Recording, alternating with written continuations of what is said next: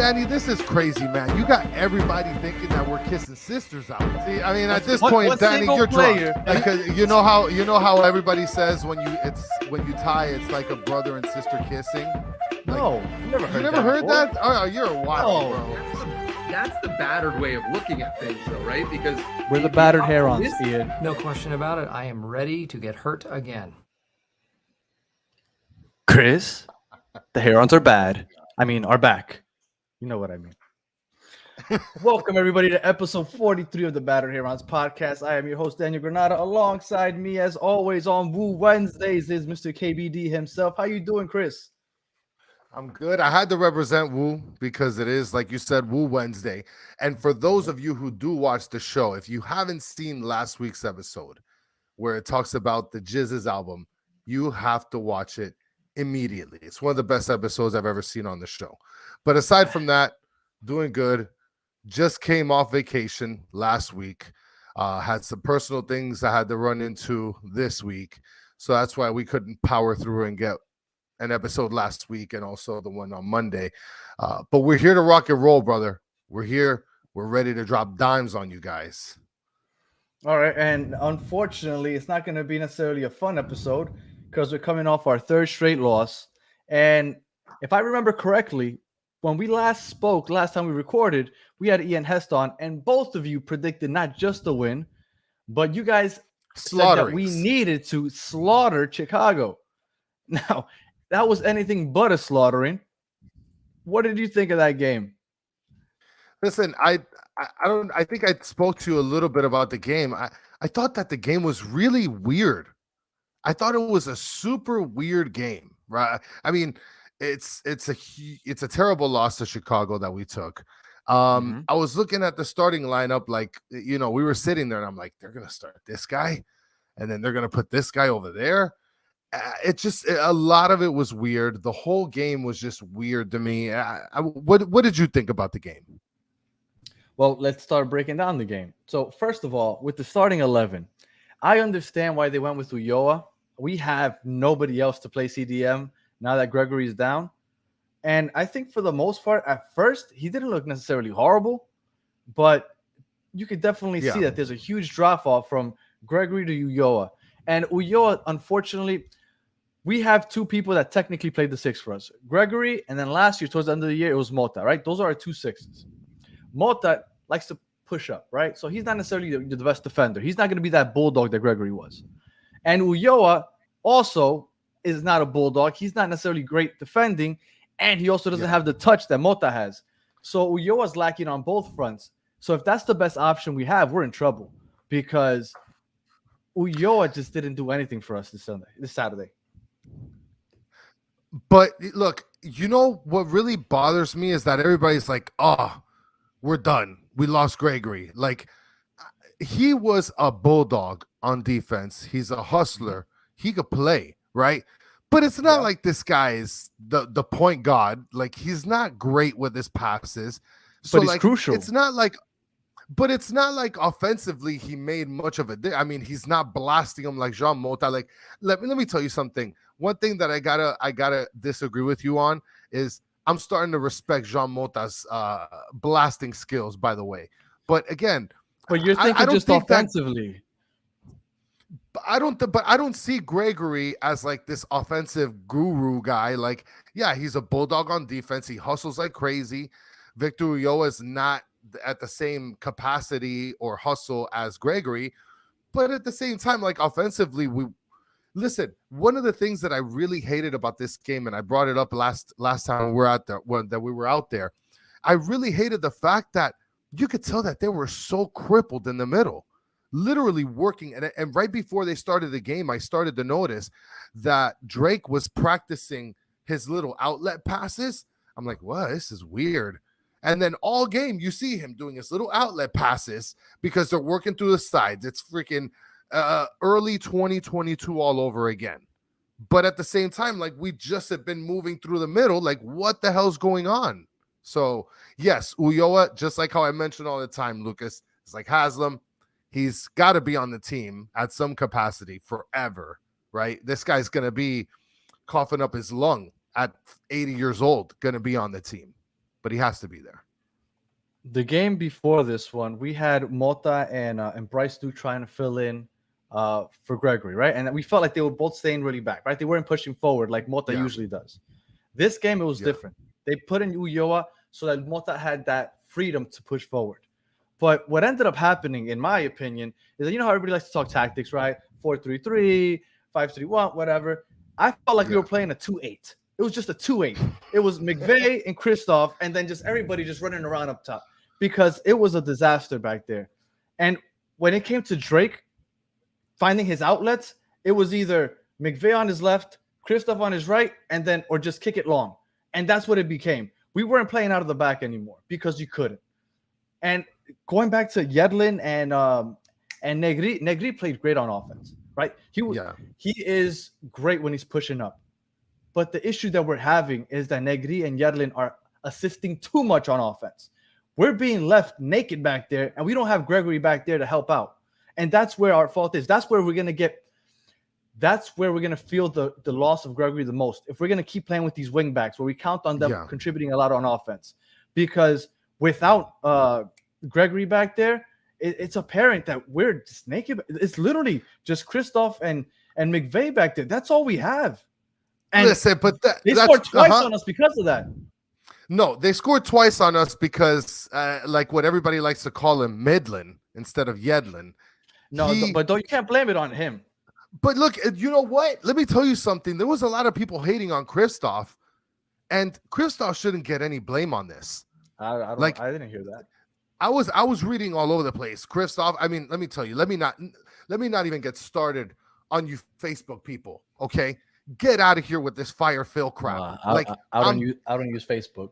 Listen, I'm done with you guys. If you guys are on that Facebook page and you're watching the show, get out of here. Okay, because we're not doing that Phil Neville talk, that fire Phil, get out. Look, Yedlin gave up a lot of space behind him. And one of the plays that I really looked at that I thought was super sus was the fact that Yedlin was just jogging back and they caught us with our pants down with Yedlin moving up. Now, but you know what? Now, what? Go ahead. No, you go ahead. I was going to say, they have Yedlin and Negri running back and forth the entire field all game. They're playing wing backs, but like they're playing it because he's playing all the way up that flank on the right side, Negri up on the left. Yeah. When he had his assist, it was all the way up to the left flank. So when it gets to the 90th minute, these guys are gassed. And we don't have the depth to put anybody in. They took Negri out.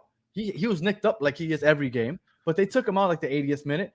But they had nobody to replace Yedlin, so he had to just keep going back and forth.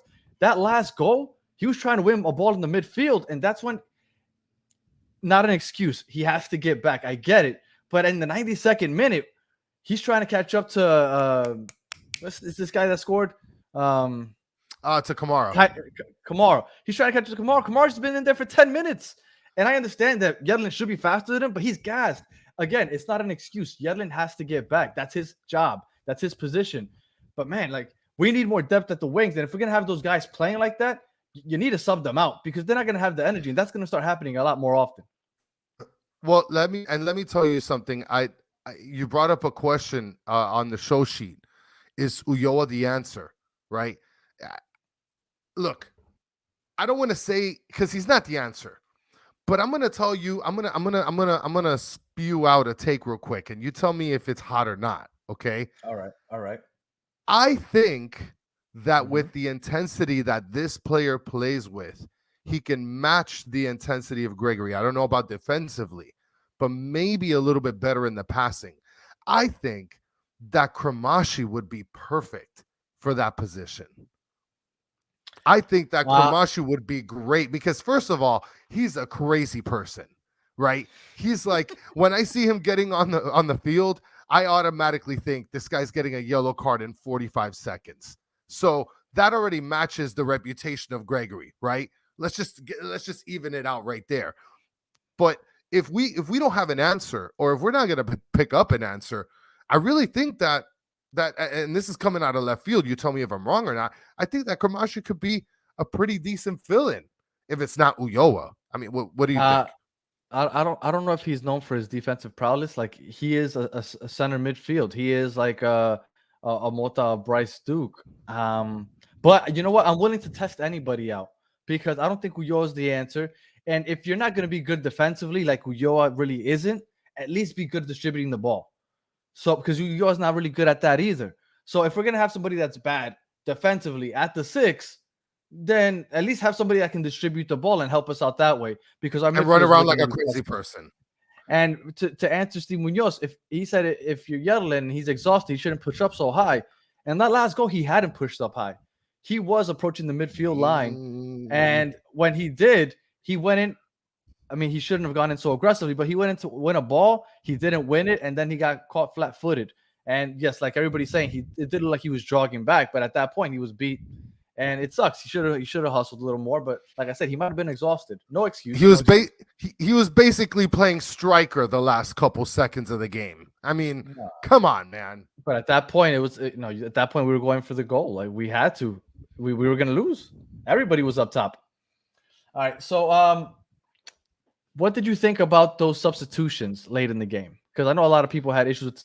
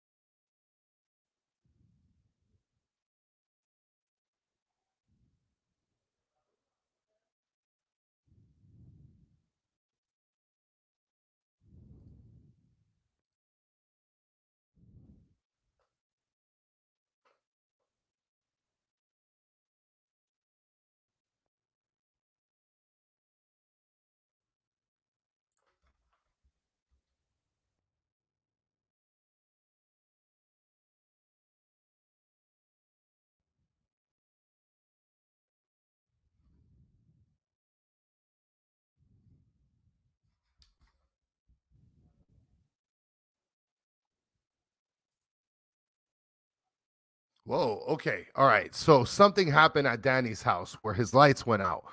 And I'll go ahead and carry on the show without him. He should be getting on shortly in a couple minutes.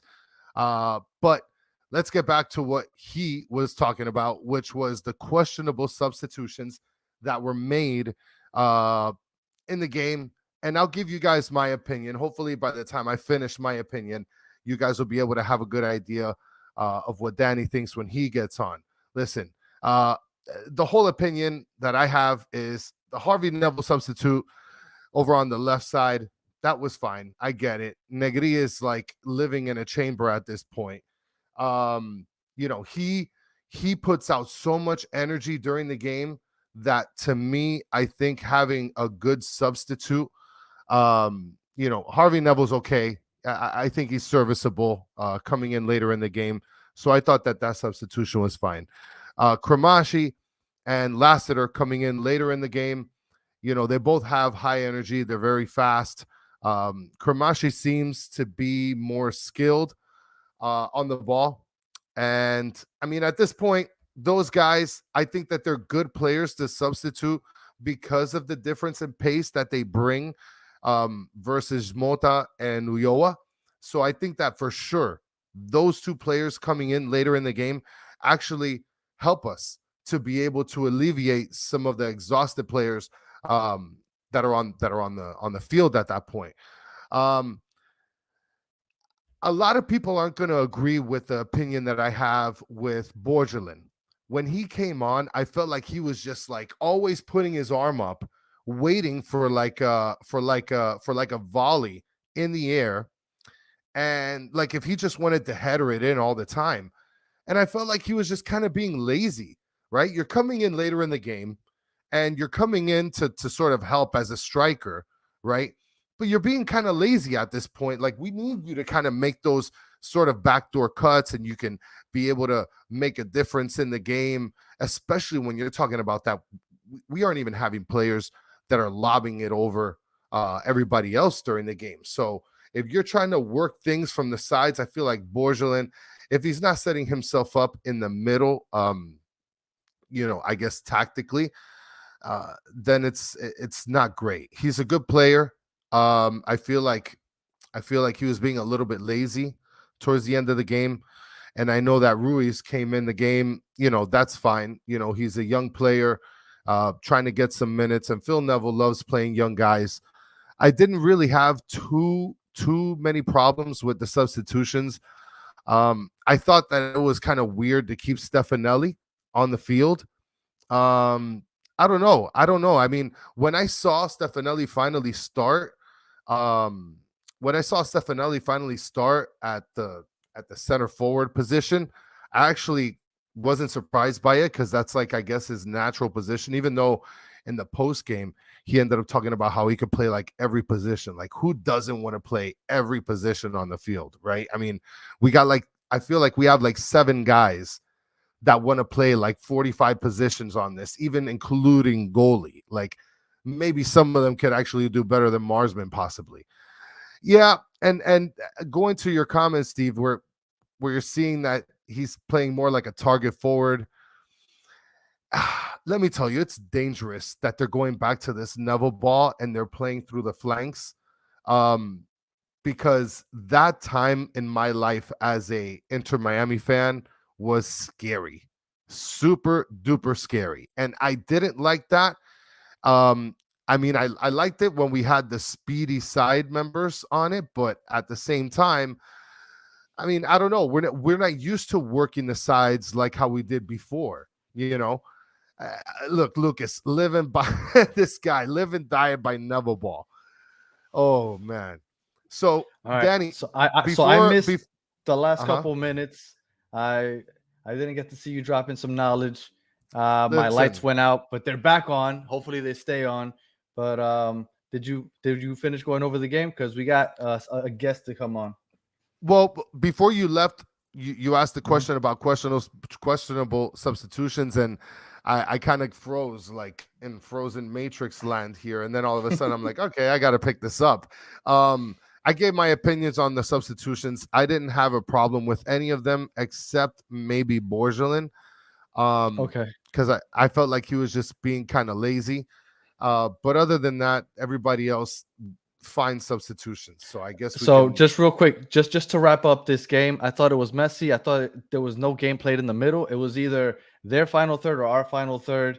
I thought taking Mota out when we're trying to protect the lead or trying to win the game was kind of a bad move, because he helps distribute the ball a lot. There was no ball distribution in midfield. I think it was just a mess. Danny, now with the Walmart Wi-Fi, it's not Walmart Wi-Fi. It was my lights. This guy. I do live near a Walmart, so maybe there's a correlation there somewhere. I don't know.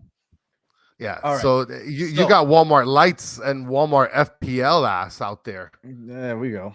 So that's enough about Chicago. It was a disaster. We're a disaster. 3-game losing streak. It's just a fucking hot mess. But joining us to add to our misery, we have Justin Blair joining us from Cincinnati Soccer Talk. Is it Cincy or Cincinnati? I couldn't remember if it was Cincy or Cincinnati. Cincinnati is the website, and Cincy is the Twitter handle. So, look at you guys with a website. Look at you guys. All right. Well, thank you for joining us very much. I know that you guys must be living large, because you guys are looking now. Oh yeah. Coming off of Spoons, to have a team like this, it's a breath of fresh air for all of us supporters. So you guys, listen, you guys are legitimately undefeated at this point still. And yes. You know what, Danny? Since you brought up this new intro, dickhead, right, about kissing sisters, I'm just gonna. Yeah. It just so happens that we're playing against the team that the last time we played them was a tie. Now, before we get into soccer talk here, Justin, I have a question to ask. Have you ever heard the analogy of when 2 teams tie, it's like kissing your sister? Yes. Yeah. Boom! What is going on bang, here? Bang, bang. You're done, Danny. Cooked. Yeah, I gotta say, going through the South, I think that's pretty much what everybody's take on soccer is when you get a tie, it's like kissing your sister. So I've never heard it, and I think Chris just contacted you before the show, and that's what I'm gonna. I choose to believe that, and that's how I'm gonna stick with it. So, all right. So you guys are 5 games in. Oh no, go ahead, Chris. No, and Danny, to give him some props here, he picked Cincinnati to be the leaders in the in the East East. this year. So I mean, you guys are definitely scary, undefeated, and it's gonna be a hell of a game. Well, well, that's what I wanted to get to because I picked you guys because I thought that your offense was going to be by far one of the best with that trio that you have up top. And you guys have started strong. You're undefeated, Mhm. but it's not because of your three on top. So what exactly is going on in Cincinnati? Steve. Well, man, we've actually found a defense for once. Ah, Two of our pickups last year, of course, Obino Nwobodo came in and absolutely solidified the midfield. that's your Problem six, that right? Yes, yes. Yes. FC Cincinnati, uh, since being in the MLS, has not had a starting six, and finally we signed one, brought him in about mid-season, and then toward the end with those Max Gam moves and the allocation order play, we brought in Matt Miazga. Matt Miazga has solidified some of the back line. So we have started winning games defensively, and that's a shock to all of us. And you guys play with three in the back, no? Yeah, three. We do a 3-5-2 FC Cincinnati. We rolled out a 4-4-2 diamond and got absolutely slaughtered by Austin FC at the beginning of last year. And Pat Noonan saw the change coming and moved to 3-5-2, and we've been that way ever since. Inter Miami was planning on playing that diamond, the 4-4-2 before the season started. Then we had Campana go down, and Joseph's running the show, but he hasn't gotten going yet. I think that, well, I mean, Campana's supposedly coming back this week, but I would love to see us run the 3-5-2 also, because with our wing backs constantly up top, we should always consistently have three in the back because we're counting on our wing backs just like you guys do. So I like that. That formation for us if things don't change quickly. Even though this week we have Campana and Joseph. What are you thinking, Chris? Well, I mean, thank God that Campana is finally coming back, right? Like, I mean, we've been waiting for the Campana and Joseph connection since preseason when they had that floating UFO, looking over the practice and Mm-hmm. taking videos of them playing like gods. I figured, oh man, Mm-hmm. this is going to be great. And then all of a sudden they're not, playing together. That's something that I expect is going to be a big game changer. But let me tell you, a player that always scares me is this guy Acosta that you guys got, man. He is so good. And I don't know if it's just me, but like he's been in the MLS for quite some time now, or at least he Mm-hmm. was with DC United at some point, and then he's Yeah. been with FC Cincinnati for the last 2 years. I mean, he's Well, got to be somebody that just going off on a tangent real quick. He has, in my opinion, since I've been watching MLS over the last 10 years, the best goal I've ever seen. Not goal, the best play I've ever seen. And it was DC United, Wayne Rooney tracking back, winning by himself. I don't know what he was doing that way back there, tracking back, winning the ball, kicking the ball from midfield, and somehow catching Lucho right in the back post. And Lucho, which is like 5'5", heading the ball. Like it was just, you have to go back and you have to watch that Rooney the Lucho goal, Chris, because it's the best play I've ever seen. And coincidentally, I watched it live. I don't remember why I was watching a DC United game, but yes. So sorry, going off tangent. Yeah, I know. Go ahead, Justin. Sorry to interrupt. No, yeah. Lucho and Acosta, third year here. Obviously in 2021, not necessarily anything that you would write home about, but in 2022, again with the solidification of the midfield and being able to stay forward, Lucho is just an absolute animal. I mean, I think last year he was either first or second in assists. Mm-hmm. He had 12 assists last year and 10 goals.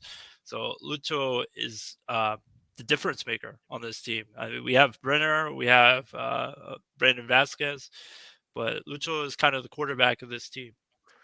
Well, and the scary part about Lucho is that he's a guy that I believe can really pick apart a team that has their left and right backs pushing up so far.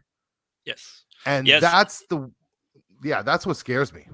Yeah, him and the fellow Argentinian Barrial Barriel loves playing in that left wing back position, Oh, playing way forward. So get ready, Yedlin. It's gonna be a long, it's gonna be a it's long night of running around. yeah. And Barriel, to his credit, he tracks back pretty well. He's a young Argentinian, 21 years old. Uh, it's a But he, solid, but he, but you guys have coverage in the back because you're playing with three in the back. That's the yes, issue we have. exactly. Once we were playing with two, once they catch Yedlin and Agri up top, we're just naked back there. Yep. So it's been really rough. At least the first two games we had Gregory, we pitched two shutouts, especially against clean sheets against a Philly, which has a great offense. So Gregory's lost. We've been feeling it. Now, Brenner and Vasquez, those are the studs, or supposed to be the studs. So far, they scored one goal each, right? Vasquez scored on that rebound this past weekend. I think last year, was it, they were in the high 70s as far as goals and assists combined for the three of them. Mhm. Through 5 games, they have 5 goals and assists combined. So what's been going on, do you think? Like, I was watching last game. Brenner had a few opportunities and he just couldn't get it in the back of the net. But like, what's been going on so far at the first 5 games of the season? Well, that's just it. Missed opportunities. Even Brenner's had some massive opportunities. I think back to just last match, he had one that you could argue is a sitter. He had one-on-one versus a goalkeeper, and Joe Willis had an incredible save to basically keep them in the game. At that point, we were up 1-0. But as far as Vasquez and Brenner combined, just you know, neither of these guys played a lot of minutes in the preseason. Weren't around the club. You had Vasquez going off to the USMNT. You had Brenner with the contract thing, the trade thing. I think officially the club said that he had a family issue, that he attended back to Brazil. But they really didn't have a preseason together. So it's kind of filling each other back out. But to be honest with you, with the defending that we have and we're getting a goal early, don't need a lot of goals. We're not asking the team to go out there and really chase after it. Well, and it's crazy because your guys didn't have a preseason, and our guys, our two strikers, had a preseason, and that's it. That's all they've had. And so like at this point, waiting for like we're us waiting for Joseph and Cabana to sort of click. Like this is the game where everybody's not just waiting, like it is required that these two guys click. And I think Vasquez and Brenner, I think that they're gonna click in a matter of a game or two, Yeah, in terms of how they're gonna play. yeah. Both players last year, they were really streaky.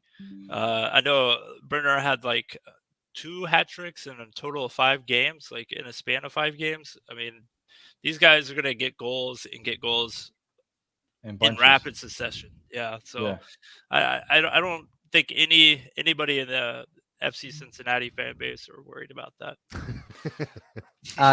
I've heard that there's a Bundesliga team looking into Brandon Vasquez. Now, Yes. is there any fear in Cincinnati that you might lose one or both of your forwards? Yeah, I think most of us have already conceded. We'll definitely Okay. lose one of them. But I mean, during this summer, during the season, yeah. I mean. Yeah. Okay. Oh, definitely. I think that's been the talking point for the team. We saw what the offseason brought. A lot of interest. We had Chivas, Guadalajara coming after Vasquez, turned that down. The club, I believe, had an issue with what they were offering for Brenner. Believe that was I'd have to go back and look at it, but it was bottom of the table of they were looking for a loan offer, like a 13 Yeah, it just million wasn't dollar. enough. Yeah. No, Yeah. it's like 11 million, no guaranteed buy. It was like no way. So, you know, I think we all know that one, if not both, are going to be gone. And they've already started getting some players in. Last year, they brought in Sergio Santos. Sergio Santos kind of forgot about at Philadelphia Union. And Yes. he's come on. He's been a key part of this team right now when you have players that aren't, netting goals right now. Well, he was on the receiving end of that beautiful Lucho goal. Absolutely. Yeah. Sergio Santos, I mean, you want to talk about a team that may not have depth and having guys run a lot of minutes. Sergio Santos is an absolute nightmare. He's probably one of the fastest guys in the league as far as straight line running. you probably remember the beautiful goal that we had against New York Red Bulls in the playoffs. Sergio Santos was just out hustling everybody, and Vasquez, got it on the end of it. Well, I mean, at this point, you guys got to collect all the points you can, because by the time summer hits, this might be a completely different team. It may not be just those two. I mean, Oh, Obina and Wobodo is probably the best 6 in the league. No disrespect to Martinez at Philadelphia, but I think Obina is going to get a call. I think that Barrial might end up getting a call. I think we're working on a contract extension right now with Acosta, so that might be solidified. I think the most we've been offered is $6 million, maybe $7 million for him. If, let's say hypothetically, you guys lose Barreal, what happens there? Because I was surprised that Gaddis was starting over Santiago Arias. When I found out Santiago Arias was going to come to MLS, I was praying that he would come to us. I'm Colombian, so I know him very well because obviously he plays with the national team. To me, I couldn't believe that he's not starting, or at least not last week. Is he not starting for you guys? No, he picked up a knock. He picked up a knock. Okay. So what we had to do, we thought it was going to be Alvis Powell, who was kind of the consistent player in the right back position last year. But Alvis Powell makes mistakes. He's mistake prone. He played for us. We know him well. Yeah. Yeah. So Ray Gaddis is more of a solidifying presence out there, but Ray Gaddis had an absolute monster of a game last week. So, he may argue for more minutes, but you even saw he's multiple. He late in the match, we subbed off Barrial for Ray Gaddis. So Ray Gaddis slid from right back to left back, played all 90 minutes. So, yeah, I think Cincy is going to definitely make it into the starting lineup in the right back position. It's just a matter of time. Well, he's great. You should. And then funny fact about Alvis Powell, when he was down here, I used to message him every Sunday night to talk about 90 Day Fiance because he was a big 90 Day Fiance fan also. So, fun fact, we both watched 90 Day Fiance. So Santiago, this weekend, he might be starting? It's tough to say. Gaddis had such a strong performance. Well, you guys played him in the midfield when you did bring him in, no? We had to, yes. We have a bit of a midfield crisis. We'll probably get into that a little bit here, but Junior Moreno went out to Venezuela for, I guess they were in, where were they? In Saudi Arabia for that, for international duty. And then also his backup, good Lord, name just absolutely, Ngolo went out to Australia for the Ecuadorian team. And then Yaya Kubo, who also plays that position, is dealing with a knee injury and probably won't be back this weekend still yet. So we had to play Santiago Arias. We played a rookie, Malik Pinto, got in. It was his debut, played a solid 50, 60 minutes in that match. So, we have a bit of a crisis there. So Santiago Arias had to play in the midfield. It was a bit of a surprise. I thought he would be in the starting lineup as a right back, but, clearly Pat Noonan had a plan for him. Now Pinto, there was a couple of times he had a hard time keeping up with Mukhtar. It's Mukhtar, like most people do. Yeah. Right. But I'm trying to find reasons to be optimistic for Saturday. So don't kill me here, Justin. Yeah. Is Pinto going to be playing or starting on Saturday? Likely not. I think both Moreno and Ngolo get back on tomorrow, actually on Thursday, and they'll be back probably in the starting lineup. I think most people are pretty confident in that. Okay. Chris, I'll tell you I'm not going to first, before I talk about that crappy goalie, I just want to talk about the fact that I'm actually surprised that you guys got one past that goalkeeper Willis. His mustache looks like it'll block at least 100 kicks a game. So I'm actually surprised that you guys got one past that stash of a man. Man, he had some good blocks. He made some saves against us. Of course. Do you see the mustache? It looks like he works on cars for the weekend. and he had some of those one-on-ones too. Yeah. With with the game in hand, though, Chicago, they look clearly better than they were last year. I mean, they played a solid match against us. We were down 3-1 in the 80th Yeah. minute, and then obviously they were able to withstand a comeback from Inter Miami last weekend. Well, Yeah, let me 'cause tell you, we were- Chicago's been like a scary sort of underdoggy team. Like everybody is sort of like shitting on this team, and for Yeah. some reason, Chicago just kind of finds ways to look relevantly decent. Yeah, I think they've clearly improved. I mean, remember we had an interim coach last year come in, and I guess they decided to keep him on the staff, but I think they've clearly been better. They beat us. We were on a massive win or a no losing streak, I should say, undefeated streak. And Chicago beat us right before the playoffs, upset us up there at TQL Stadium.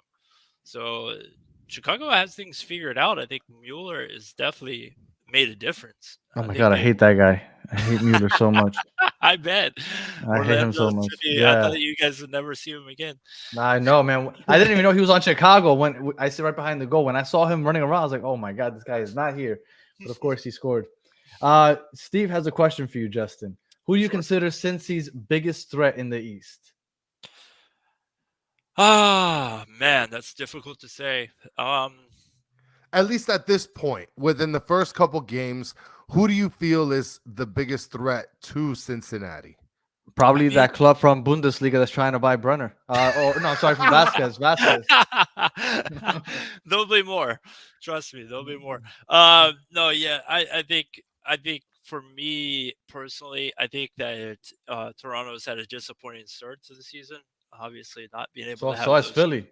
Yeah, Philly's unbelievably disappointing. Yes. It's completely shocking there. I was shocked whenever you guys were able to hand them a big L, and I was shocked this weekend when they just completely looked dejected. I know they obviously were Yes. missing their two big ones up top, but I mean, New England people need to start, I guess, paying attention. They're just solid, man.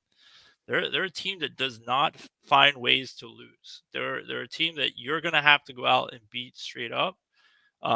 We saw it last year. They were right there in the playoff hunt. You guys fortunately jumped over them at the end. New England's a team that could sit on there. I mean, Columbus, strong showing without some of their best players.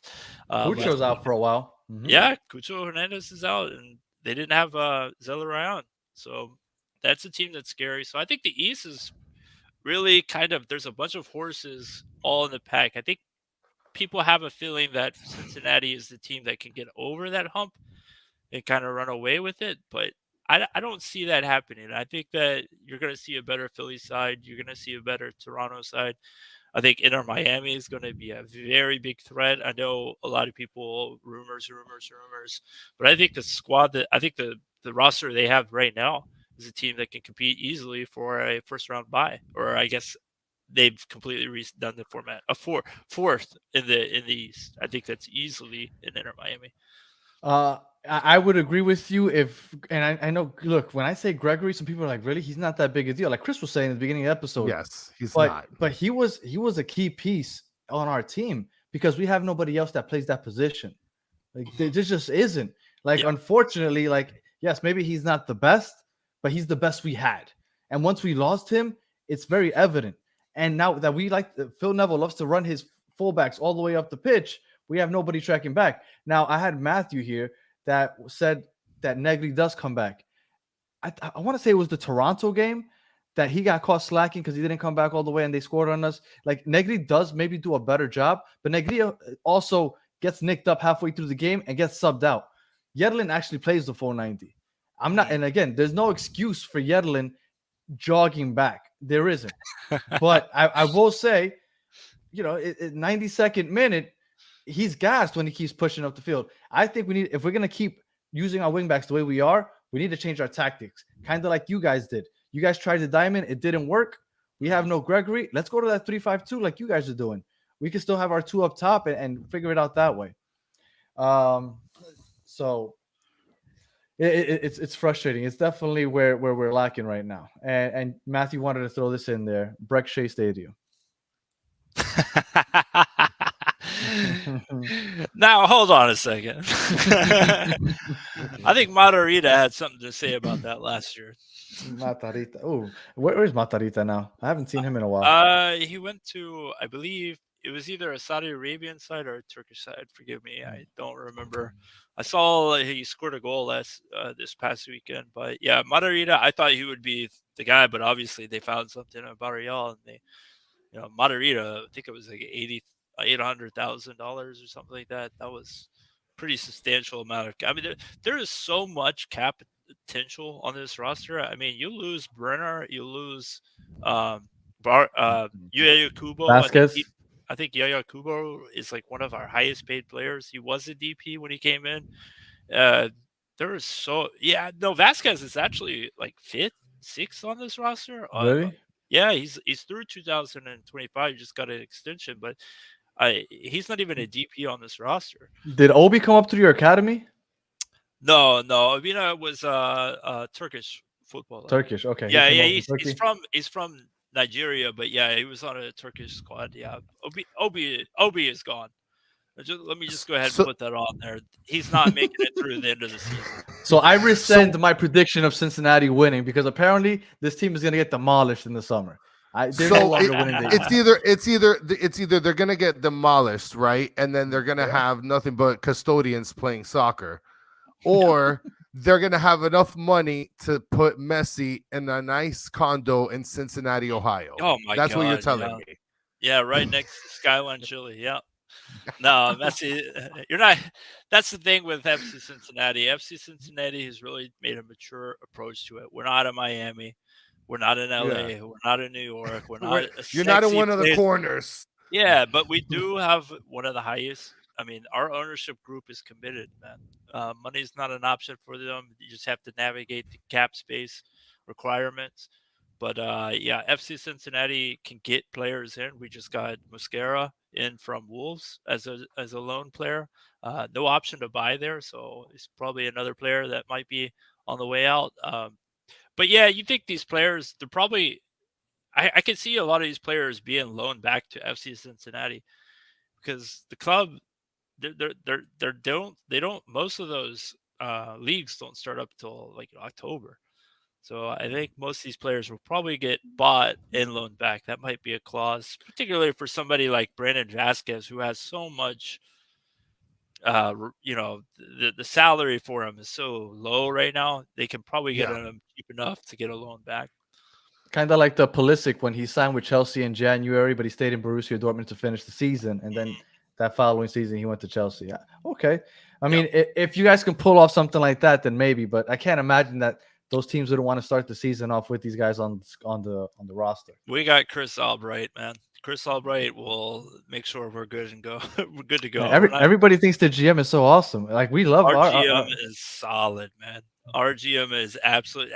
They destroyed the allocation order because of our Chris Albright. I think he sold it off 4 times last year. I mean, it was crazy. We had number 1, obviously, with the holding, I guess, the wooden spoon that year.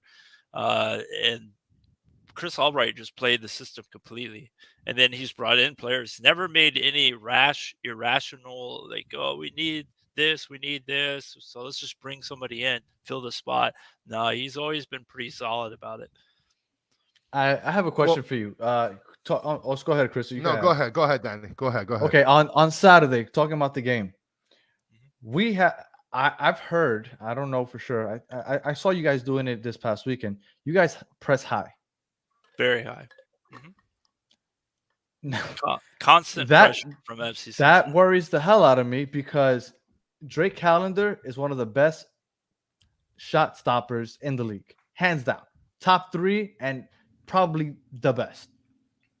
But when it comes to distributing the ball, just a little bias. No. He is.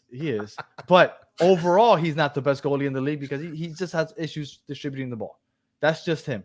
Sure. And McVay, for example, also does a couple blunders. There was a ball last week where he stopped it with a header. He tried to head it out, and it hit the opposing team's forward right in the chest, and he almost gave up an easy shot. So we have issues when we get pressured. So what you're telling me is it's high press all game long on the road. In other words, we're giving up like 5 goals this weekend. That's what you're telling me. I'm not saying 5 goals. We have to net them. But yes, This is yes. true. Brenner can't net it. You're right.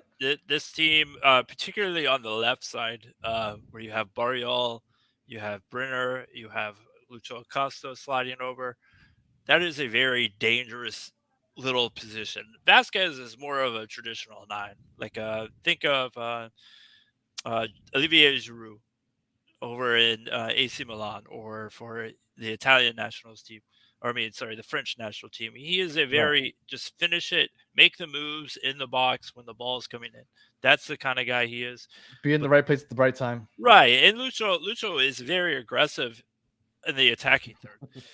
As far as once you get the ball to midfield, then that's when you see Obina and Junior Moreno coming in and stopping the show. But yeah, that's the confidence the team has. The team pressing very high. They did that last season. They got burnt tons of times. They had a very slow center back with Jeff Cameron. Very long age. They had players playing in the midfield like Alan Cruz. Just guys that just were not capable of sustaining or alleviating the team whenever the high press kind of failed. So this team really likes to get at your throat the whole game. So I think for the best side, is it Nizari? Is that his name? Who? Negri. Negri. Yeah, yeah, Negri, Right. Negri. Yeah. Negri is probably going to be the player that's going to have high position in this game, in my opinion. Well, I think playing out of the left is probably going to be the best move for Inter Miami. Well, and if you see here, Lucas is saying high press, incoming 3 goals allowed on Yedlin's side just because he doesn't backtrack. And then Well, to add and on to I will that, tell you, Matthew with an incoming 4th goal because Drake passes it to Brenner. And we need to pray for a draw. Steve, well, don't do that. no. All right. So what I did notice, or when I was watching that game between Cincy and Nashville, you guys build up on the left side a lot. A lot, yeah. A lot. So you guys, so 75% you're, of the game. so you're left heavy. So I don't want to see Yedlin pushing up this game at all Yeah. because he's gonna get caught with flat-footed all game long because you guys like to build up the left often. Yes. So obviously, and that's where we have our weakness. A lot of Yeah. our goals, I have to look into that stat, but I want to say the majority of our goals in play have been built up the left side because Yeah, for sure. we just get caught slacking back there. That's why Yeah. everybody's predicting 3 goals on Yedlin's side. Forgive me for forgetting his name, but the I believe the Chicago coach had something to say about that. Yeah. Yes, he actually called it out. He actually called it out. And then when one of our reporters asked Neville about it, basically said, hey, the Chicago coach said, you're pushing everybody up, and that's why we caught you with your pants down. And he's like, oh, that's bullshit. And it's like, it's kind of not He bullshit. said we get narrow. Like, No, he said we get narrow. He said we get narrow. We leave the back post open, Yeah. which is true also because Yeah.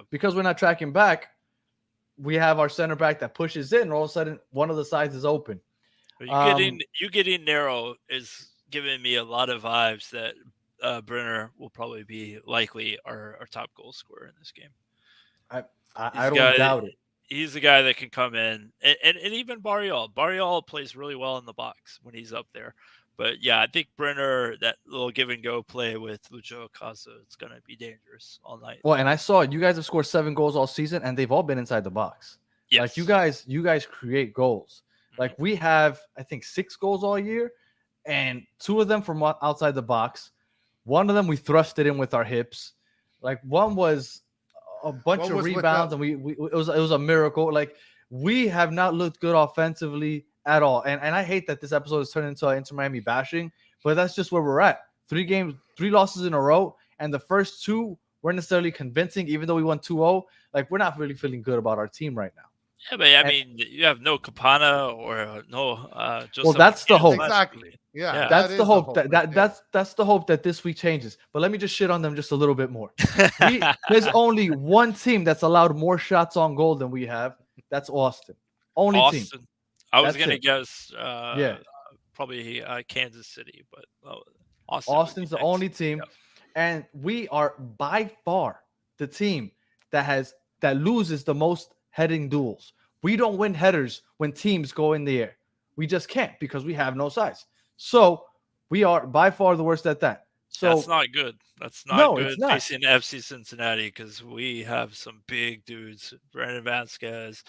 Uh, Depending on what side of the box you're talking about, I think that we're not as effective. We're really poor on set pieces.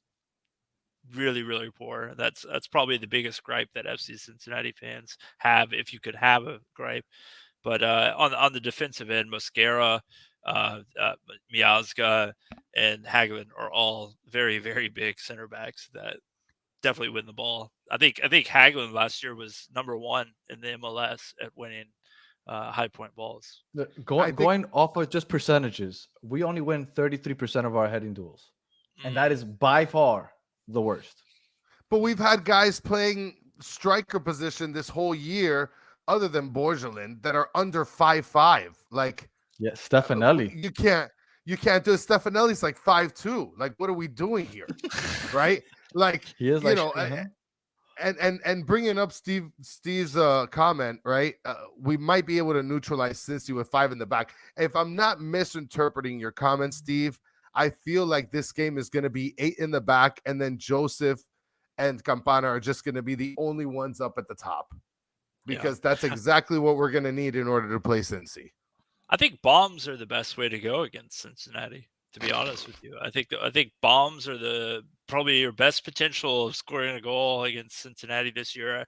Because at times, obviously with the way we play with Barrial, particularly on our, I guess our left side, our right side's kind of herky jerky. But with Hagelin and Gaddis playing on that right side, I think they've really solidified it. But sometimes they can get caught out of position a little bit on that side. Wonder what that's like. Yeah. but they really do have a great chemistry with each other. They know their spacing really well. I think if you venture over to Cincinnati Soccer Talk, Coach Goff breaks it down really well as far as that spacing and that dynamic. They've done really well to prevent that. But I think bombs are probably the way to go with Cincinnati. You need players that play high, really keep Cincinnati's back line honest. Because they're playing up high. You have like one center back sitting back during those press moments. Well, we'll have Campana and Joseph back, which is my hope. I mean, I don't know if Campana will start. I know he's going to play. He might get subbed in. But my hope is that they start. And I will tell you, now that you're talking about the long ball, only Seattle has connected on more long balls than we have this season. So we're accurate with our long ball. So, I mean, that gives me some hope. So, Chris, did you want to ask about the goalie or no? Because Chris hates your goalie. Yes, I do. I do want to ask about him. Okay. I hate. Before I ask, okay, go ahead. I hate this guy Celentano, and it just goes back to that game that I mentioned that we tied. This guy, now we should have won because Pozuelo wasn't offside. Pozuelo was not offside. We should have gone up 4-1, and the game would have been a wrap. Yaya Kubo was in the corner flag. You guys hip checked him, judo threw him into the sideline. Like, I don't want to hear about It's Miami, baby. That's how we do. That was not offside. They literally drop kick pseudo bombed him. But that was not offside. I was just look. The thing is, from the perspective from our seats, right? They finished the game where Miami was coming towards us. And the fact that they won on a tie, and I just see Celentano there celebrating like if he just won the World Cup for his home country. I literally wanted to vomit on the field, and I hated every second of his joy. And the worst part is like he is kind of good. Like we did get robbed, and he's kind of good, but I kind of don't want to admit it. But like I'm officially admitting it here with you. I just don't like him, man. Like, is he really that good? Is there like competition? He had a great double save like, this past Saturday. Yes, he did. He's a great shot stopper. I think at times we can find him, and that's another part of the aspect of bombing the ball down the field is he's kind of hesitant. Like you're not exactly sure what he's going to do. Does he come out? Does he not? He gets caught in no man's land sometimes. Sometimes, yeah. And then the other thing, Campana likes that. Yes, he does. Last season in particular, I think the communication aspect was pretty poor. I think that Jeff Cameron was a lot more of the vocal leader on the back line. And there Yeah. was quite a few times, particularly when we played Columbus. I remember we there was a clear and obvious save by Celentano. You just have to wave off Jeff Cameron. Jeff Cameron, poor clearance, back to the back line, easy goal for Columbus Crew, and of course, snake bitten by Columbus Crew. But yeah, I think communication can improve with Celentano. But as far as shot stopping, I think the guy is incredible. And last year was his rookie year. Yeah. Top. I think it was second in the MLS Super Draft, so it's pretty good. Whatever. All right. So other than talking about that guy, other than that as a weakness, what do you consider to be Cincinnati's weakness? Yes, if you're trying to make us feel like we have some hope, right? You're talking to Inter Miami fans right now, right? Those are the people that listen to this podcast on audio, and we have some people that watch on YouTube, and you're talking to them right now. Tell them we have hope because Set pieces. You just like FC defending them. I think yes, defending them. You don't have to worry about it. I think that FC Cincinnati has just proved no acclimate for it. Barriel is a lot more creative, has a better touch than Lucho Acosta, but I think that you have to find a way to kind of slow down FC Cincinnati, maybe play a little bit more physical. Don't be afraid to clear the ball. Don't be afraid to give up corners against FC Cincinnati. If you do those kind of things, you really exhaust FC Cincinnati late into the match, because there's really nothing FC Cincinnati can do from those set pieces, to be honest with you. Midfield, into the attacking third, or even corners, they're just not a great team at that. Okay.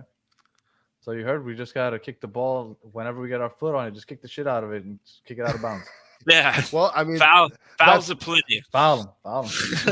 That says a lot for Mota. So hopefully Mota can be able to finally strike a couple in the back of the net. All right. So everybody's asking for it. So we're going to ask also. Justin, your prediction for this Saturday's game. Oh, man. I've gotten back and forth with it. I've been, I guess, uncharacteristically pessimistic for, I think, other than the Seattle game, I think people thought I was crazy. I picked a 2-0 result against Seattle, and people went nuts about that. But we did win 1-0. But it's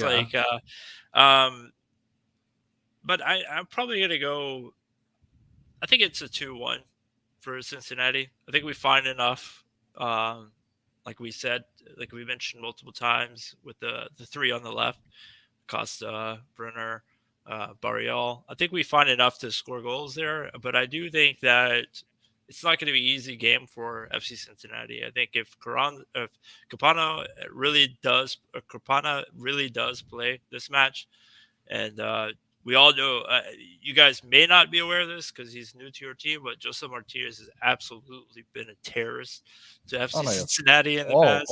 To Cincinnati in particular. Yeah, absolutely. He's a goal-scoring machine against us. So, fortunately, last season, Atlanta United was just bringing him in as a substitute each of the games. So it was only a couple minutes that you were afraid of him, like how we were of Kamara. Like last game, I told my son when Kamara came in, I'm like, I think we're gonna fucking lose this game.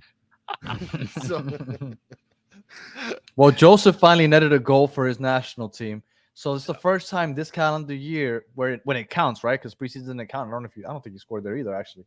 But that he sees the ball go to the back of the net. Hopefully that does something for him, and having Campana to run off of might help also. So that gives me some hope. So yes, but we are.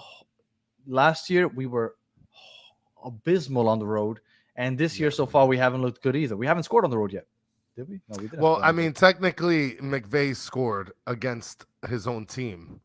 Oh, brother. Chris, give me your prediction. That was horrible. Well, I actually think that it's going to be a lot more competitive. I think the weather is actually not going to be too bad for the game. I think that the score might be 3-2. Inter Miami loses. But I think that if Joseph and Campana play, I think that for sure we're gonna put some balls in the back of the net. So I think it's gonna be 3-2. Miami loses. Uh, Lucas with the great analogy here. Inter Miami on the road is like my girlfriend, non-existent. Don't have one. All right. Well, I'm also. I don't think that we're gonna win this game. I'd be happy to leave with a draw. Um, it's hard for me to kind of predict this game just because I don't know what we're gonna look like when Campana comes back. If Campana comes back and that helps, unlock Joseph, then I think we have a chance. But because I don't know that, it's kind of hard to predict. So just going based off of how we've looked so far, I'm just gonna say, we lose 2-0. We lose 2-0, and we're bad on the Yuck. road. We haven't looked good in that final third. I don't know if Campana changes that. And unless if we come out with a change tactic, if we come out with 5 in the back or 3-5-2, something like that, where where fullbacks don't necessarily have to, they have to still track back, but we're not as dependent on them tracking back as we've been the first 5 games. I'll feel a little better about it. With the long ball, like you said, that makes me feel a little better about it. The fact that you guys aren't good at set pieces, we aren't necessarily either. But I mean, we're not good at winning headers, so that's a good thing. Also, I'm trying to feel better about it, but until I see it, I won't believe it. I think we lose 2-0. And by the way, it's going to be 55 degrees. It's not raining or anything like that. So it's actually going to be pretty nice weather. The Florida boys can be able to kind of enjoy it still. Now, one thing we do like to ask, kind of weather. One thing that we do like to ask everybody that comes on here, because we don't get to travel to all the games. What's the game day experience like in Cincinnati? FC Cincinnati. I haven't been to too many road matches, but I've been to quite a few collegiate athletic events. FC Cincinnati is more of a. It's just like it's like a carnival kind of atmosphere. I mean, it really is. It's like a festival kind of like think of your Oktoberfest if you have one down in Miami. Maybe some of the events that happen down in the Keys. People, it's just a good time, man. It's a bar atmosphere, restaurant atmosphere. People enjoy going out to the FC Cincinnati games. They get there super early, which frustrates the hell out of me because I'm. Is there tailgating? No. FC Cincinnati is it's a predominantly bar, pub, restaurant kind of scene. There's like about 100 bars within 2 or 3 blocks away from.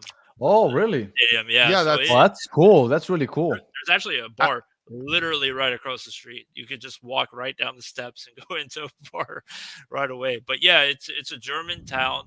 So it's there's lots of bars. There's lots of good dining restaurants. They really upgraded that side of town back in like 2015, 2012, 2015, somewhere in that range. They really fixed that side of town. So it's a great atmosphere. I mean, they have a park, Washington Park, right there that they have kids get out and run around, play. They bring out food trucks. They bring out breweries, nice. and stuff like that. It's a microbrewing heaven in Cincinnati. How's the supporters group? Because we have a very lively supporters group. Like we have, I mean, I have no problem saying we have one of the best, and we're relatively a new team because you guys were around USL days, so you guys have a history. Yes. Like we're relatively new. 2020 was our first year, and we couldn't even go to the stadium back then. But I still think we have one of the best supporters groups. Like, how's your supporters group? Our supporter group are incredible. They're absolutely incredible. I mean, they're large. The famous Cincinnati March. I mean, you What's get. that? Oh, Cincinnati. Oh man, you got on the MLS season pass. You'll be able to kind of go in there. I think it's like in the traditions or whatever section for each team. But it started in the USL days. I mean, talking thousands of supporters marching straight down the street, drums, people, waving their banners, got their tifos, got their scarves. It's incredible the support they have. The road support's amazing. Each of those supporter groups, they get together, they bus down to a stadium. They are absolutely incredible. they have different each of the bars too. That's one thing that I've noticed is like you almost have like a map. There's different supporter groups that meet up at pubs, and then the march That's comes nice. through, and they just collect each supporter group as they go Oh, along that's cool. the As they stadium. pass by, they just start joining in. Yeah, it's crazy, Yeah, man. it's like a movie. Yeah, That's pretty cool. It's like a flash dance. Yes, They just it is randomly like start a popping flash in. dance. it really And then is. Kevin Bacon just comes out of nowhere. Oh, is that Footloose. too old of a reference? Yeah, like Jesus. Mark Wahlberg around these parts. But Yeah. yeah. Mark Wahlberg, the funky Well, bunch. that's pretty cool. You guys didn't make it down to Miami, or at least the supporters groups. I didn't see them down in Miami. Not too much last year. Yeah, it's kind of a difficult thing. You know what I mean? Like, you talk about the summer months. They'll probably be in stronger force now that we have a reasonable squad. I think what was Miami? Was Miami a Wednesday night game last year? I can't even I don't think so. No, that was a Saturday because that's when we got robbed. We got robbed on a Saturday. Yeah, so you look to probably see some of that change this year. I know that obviously the more local teams, we have a good showing. I think we had easily 1,000 supporters in Nashville this weekend, and I think we're going to have something to that effect against St. Louis in a couple weeks. Well, that's the benefit that you guys have, that you guys are so close to so many cities. Yes. Like for us, yes. we're so far from everything. we show up to Orlando, and then after that, it's kind of like, hey, you go if you can afford the plane flight, because we're just far from everything else. Yeah. But you have that local club in Miami. You have 2 clubs in Miami. Oh, they're not MLS though. We don't. Get U.S. out of here. Open Cup, man. You don't even have to leave town. Hey, that's true. We went to the university FIU to watch them I last year. think we went to our second round matchup was in New England for whatever reason that year. What so, the hell? Bypassed all of our local rivalries and just go straight up to New England. Listen, the Miami, I mean, not the Miami Fusion, Miami FC, that where they play is closer to us, Danny and I, than where Inter Miami plays. So Much closer. Oh, wow. Inter Miami plays an hour away from us because they're not playing in Miami right now. They're playing in Broward County. So while they still build the stadium, which should be hopefully. Why have And you? Can I ask you guys a question real quick? Go for it. sure, yeah, bring it. How's the academy going in Inter Miami? Because when I heard that David Beckham was going to have a team down in Miami, as a guy who is obsessed, well, you know, obviously FC Cincinnati is my first love, but you have, you know, I have an interest in Southeastern Conference football, and I'm thinking of Dade County and Broward County. I'm thinking that these are the primo athletes, probably the best athletes in the world are down in that region. If they For can American get football, for sure. Oh, but even so, once you start marketing that kind of stuff in academies, I'm sure you can. Our academy is growing. We have Noah Allen coming out of our academy. We have Kromaski. We had a lot of academy players play for us last week because we're leaning on the young guys. I think that our academy, although still young, right? We haven't been along very long. Yeah. It's coming along nicely, and I think that everybody's expecting good things. But like I said, it's very young, and we'll see how these young kids, like Noah Allen was the first, I think, academy player to start for us, but unfortunately with injuries and everything, he hasn't been able to stay on the field. But for sure, and he says he hates giving our academy players playing time. I wouldn't say that. I think the academy is looking good, and I think, like I said last week, I thought that he put them in to our detriment. I didn't think he should put out so many academy players, and we should have tried to hold on to that draw. He put out a lot of academy players last week. So yeah, Chris, they're asking for the question. Are you gonna drop the question? So let's just drop it. I mean, I've been trying to drop it like for weeks, like get it off, but I think at this point it's become like an ending staple to the show. So Justin, whether you're ready or not, here it comes. Right. So we got a picture of 5 pieces of steak and 6 pieces of toast, depending on what you pick. Okay. You got to pick one of each. So what steak and what toast is your preference? Oh, I'm going 2. You can't be worse than our last guest. I'm going 2 and 2 all day. Oh, I didn't. I could ride. Yeah, I could ride with you with the 2 on the steak, but that bread. That looks like it was just microwave. No. Just lightly toast. Get a good jam. It looks like it was lightly placed on a candle, is what it looks like. You're cooking bread and in the 1400s. Over here on like 5 and 6, man, you might as well just eat cardboard, dude. There's no Well, nutrients. all right. Hey, I picked 5, by the way. I picked 5. Yeah. we had somebody Oh, pick so- 6 last week. Oh, and Somebody look, picked 6. Chris, you forgot about Borgelin. Borgelin, the Haitian sensation. I'm sorry, we're talking about academy yeah. players, and No, Matthew that's- brought yes. up Borgelin. So, Yeah. we Yeah, got a Haitian sensation, hopefully. I think over the years, I've said this against some of the FC Cincinnati guys, some of the guys at Cincinnati Soccer Talk. I think you give it 10 years, you start showing some of those communities in Broward County what kind of money these MLS contracts look like at the youth level. Yeah. You know, you're talking about like 14, 15-year-olds getting signed to some major clubs in Europe. I think we're and seeing a shift. we have a big South American presence down here, and That's there's just natural love for soccer down here. Yeah. So the more it grows, the more the community is going to grow with it, and I think that not even talking about MLS, just U.S. men's national team. I think in 10 years we're going to be doing so well with. Obviously, we have the infrastructure to build with all our facilities to train these kids, and also there's going to be so many more players playing, and I think that we're going to be we're going to be on another level. I think in 10 years, I think it's a sleeping giant. I think it's the biggest sleeping giant in the league. for sure. And look at the size of our country. You think we can't put together a solid 11 if we get this sport to grow here?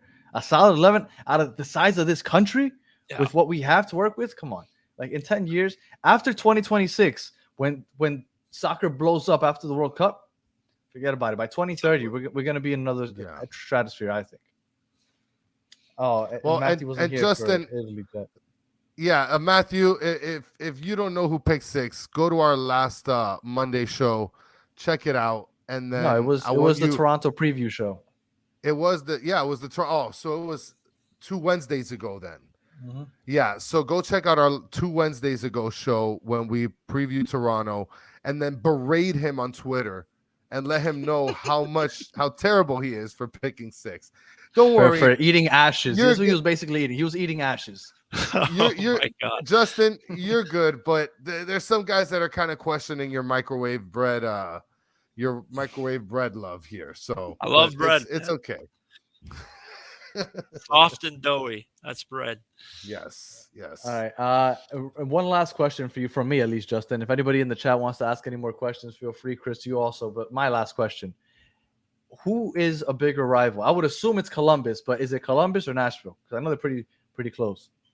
It's actually an oddball. It's still in the USL. I think Louisville City will forever be our biggest rival. I think that Columbus in the MLS, I think that you have to think FC Cincinnati just sprung out of nowhere. 2015, 2016, made the announcement, bringing a club here to Cincinnati. Most of these people that were in FC Cincinnati, soccer-loving fans, were Columbus Crew fans.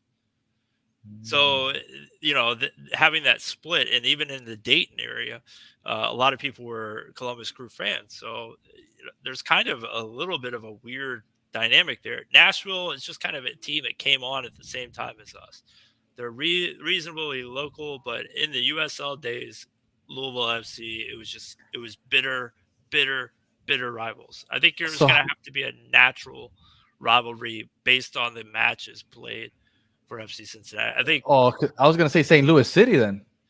Could be, but you're already punching in a market where, I mean, they have Kansas City right down the street. So how much are they going to share that hatred? But I think Columbus Crew probably, you could say, if you're just talking about MLS teams, I think Columbus Crew will probably be, because of the Cincinnati and Columbus natural rivalry with collegiate athletics and all that stuff. So, Chris, you got anything else? I mean, and St. Louis, they're freaking serious right now. I mean, just to add that on there. And it's funny because you bring up Louisville, and just to get if you could just cover it real quickly, what's your opinion on MLS at some point having like a pro rel sort of system? I I mean, I would love it, but it's not even worth mentioning because it will never happen with the MLS. I think that's what Yeah. I think the USL has made it to where that's their mission statement. That's what they're going to do. Yeah. You see how many teams they've expanded in the last few years. So for MLS, I don't think it's even worth talking about. I don't think MLS is ever interested in having a pro rel situation. So USL is just going to have to come up with the money themselves to try to compete for that top spot. But I would love it. Of course, I would love it. I mean, there's multiple local teams nearby. You have Indy 11 in Indianapolis. You have Louisville City down there in Louisville. You have Lexington SC. They just started this season. I mean, it would be fantastic to see this whole circle of teams be able to compete, but you're Yeah. just not going to get that from the ownership group. Well, and it's funny because somebody brought up in the comments about Miami FC down here, where everybody, I mean, this is Miami. So, like, how can anybody not think of it, right? That it's a money laundering scheme, I guess. So, I guess down here in Miami, since we're known for laundering money and building buildings in downtown off of cocaine money, right? Like that, Miami FC is just living off of the money of drugs laundered. This just went somewhere I did not expect, Chris. We're gonna try I to mean, bring hey, that you back. asked, you said that I could ask a question, so I went off in a tangent, and now Well, we're talking I about didn't think you were gonna go cocaine. cocaine cowboys on me though. Oh man. All right. Well, I don't think anybody else has any more questions. Oh wait. Oh no, yeah, he does. Okay, so thank you, Justin, for joining us. I really appreciate you taking the time to join us. I really hope that we kick your ass this weekend, even though I doubt it. But I mean, we need this win a lot more than you guys do. Is there any chance that you guys are overlooking us since you have Philadelphia the following week? No, not with the last match that we had against Inter Miami. I think that left a bitter taste, and a lot of When you players. guys robbed us? I think the fill-in's mutual a little bit. I mean, you guys scored in like the final minute of stoppage time to make it 3-3. Yeah, like but if we would have taken that 4-1 lead, the game would have been over. But then you guys that phantom offside call, and then shit just went out of control for us after that. Yeah, that absolute hip check in the corner, I think that lives in a lot of people's minds. All right. Well, again, Justin, thanks a lot. And tell the people where they can find you if anybody wants to hear any more Cincinnati soccer talk. Yeah, I'm on Cincinnati Soccer Talk. They have a website, CincinnatiSoccerTalk.com. On Twitter, Cincy Soccer Talk. We do a lot of articles. We do a ton of podcasts. I think podcasts brings in our most viewerships. We have Talking Tactics, break down the nuances of the game. We have our weekly show with Cincinnati Soccer Talk. So check us out on Apple Podcast or Google Podcasts, whichever platform you have, or check us out on our website, CincinnatiSoccerTalk.com. Thank you, sir. Make sure you go support Justin and those guys. We appreciate you. Chris, you got anything else for the people? We're good, man. It's all on Inter Miami to destroy Cincy this weekend. I hope that the Inter Miami fans go in droves to the game and just heckle the hell out of that goalie. I haven't heard of too many people making it out to the game, which is unfortunate because I would love to. I've heard that stadium is beautiful, so I would love to go. And now that I know that the bar environment outside of it, I think it would be really cool to go out there and spend the day out there early. But maybe next season we can make it happen, or if we play them in the playoffs. All right. Well, again, thank you guys in the chat for joining us. Thank you guys for listening. And for those of you that aren't listening live, thank you for sticking till the end. And we will catch you guys on Monday when we're back to our regularly scheduled program. We're reviewing the latest win over Cincinnati. Catch you guys on Monday.